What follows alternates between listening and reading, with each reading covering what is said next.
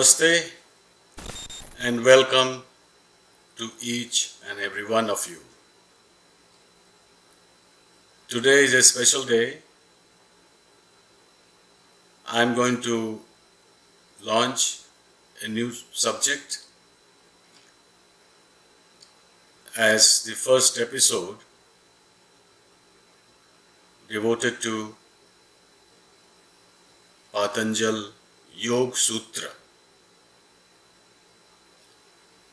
This is a classic text or scripture on the subject of yoga, yoga in totality, not a branch of yoga or a style of yoga or limited only to postures in yoga.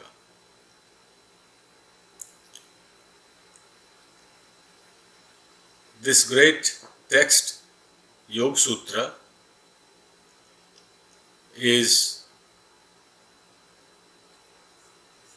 written by or created by a great sage, Patanjali. When we look at history, there are many great scholars and authors with the same name, Patanjali. And they have created many other texts dealing with grammar, philosophy. It is not absolutely certain that all those names named Patanjali are one person or two persons or many persons. So we are not going to reach a conclusion on that. Leave that for your own exploration. But the word Patanjali in Sanskrit has a special meaning which leads to a story. Pata means to fall or descend. Pata. Anjali is your palms. Folded palms like this is Anjali.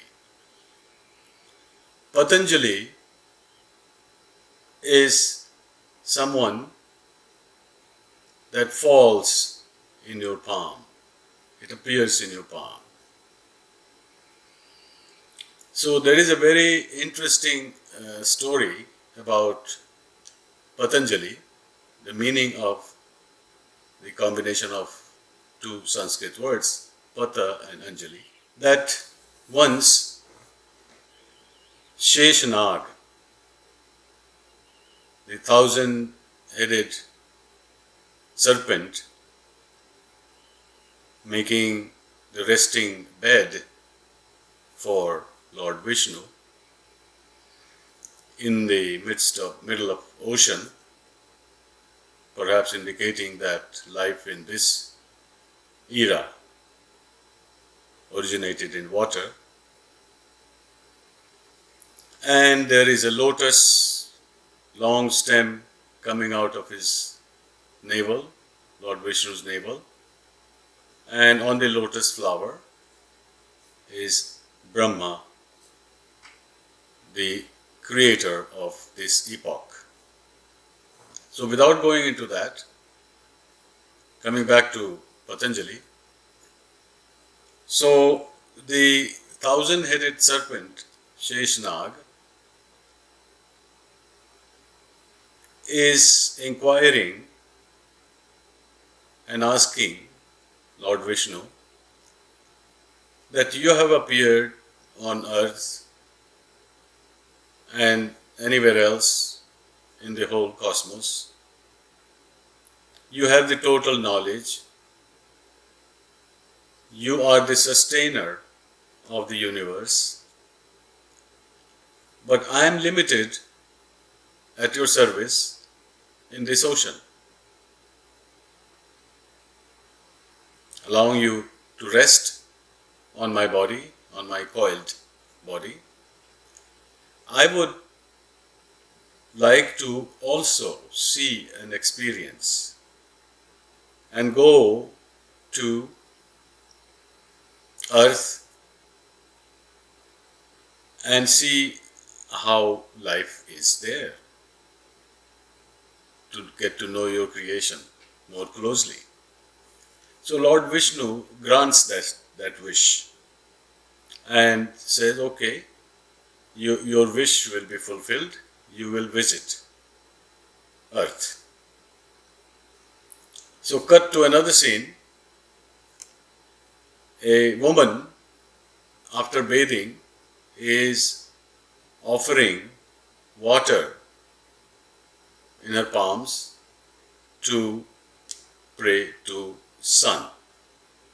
Sun being the source of energy, heat, light to the solar system, and especially, more importantly, to planet Earth. So while she is praying to the sun by offering water, suddenly a tiny serpent appears in her palms full of water. And she is surprised, but she is more surprised when that tiny serpent begins to grow and takes the form of a human being. And that is a story of the origin of Patanjali. Sheshanag fell in a tiny form in the palms of a woman praying to the sun. Consequently, there are very few places of worship or temples dedicated to Patanjali. But wherever Patanjali's image is shown, it is shown with the 1,000-headed serpent around him. So that is the symbolic significance. Another topic relevant here is that Yog-Sutra is a very concise,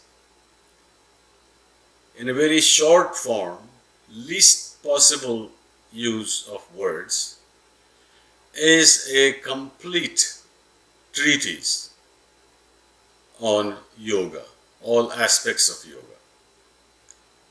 By complete treatise, I don't mean a great description, explanation and analysis, but as the word sutra means a thread. A thread that can make a garland, and a thread which you can hold to go further toward the meaning of the aphorism. Aphorism is sort of translation of the word sutra, thread. And aphorism can also be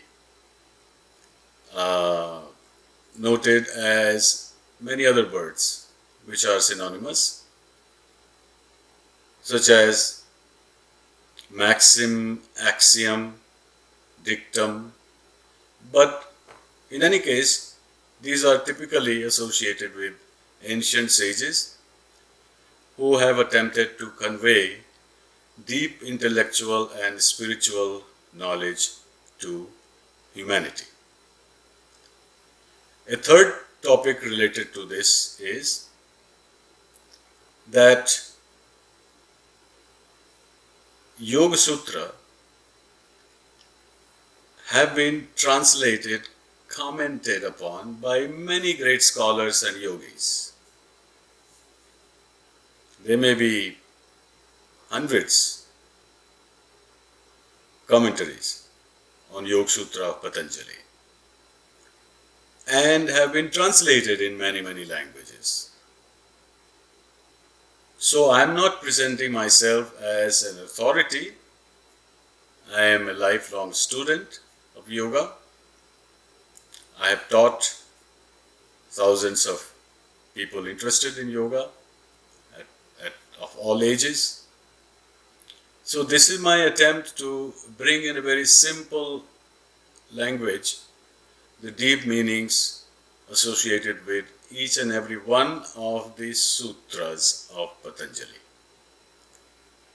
So this was a very basic introduction, and I will begin with the verse 1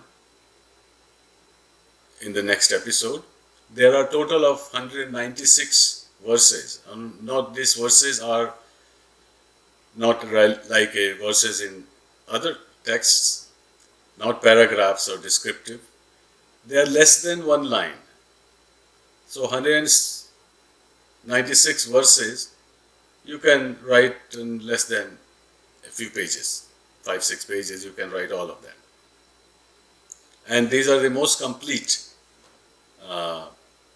treatise on yoga. Whether Patanjali created yoga is not known, but it is commonly understood that he compiled the entire knowledge of yoga. Yoga existed, is an eternal source of knowledge, an expression of knowledge. Yoga was always there. There is yoga in nature, yoga in existence. The techniques of yoga, the various dimensions of yoga also probably existed in as detailed form as possible. But they were scattered. There were many masters of yoga. They were teaching their students. They were teaching in their own way. So what Patanjali Yog-Sutra does is to bring all the threads together into a concise compilation of all the teachings of yoga. So this is an introduction to Yog-Sutra of Patanjali, and I look forward to seeing you in the next episode.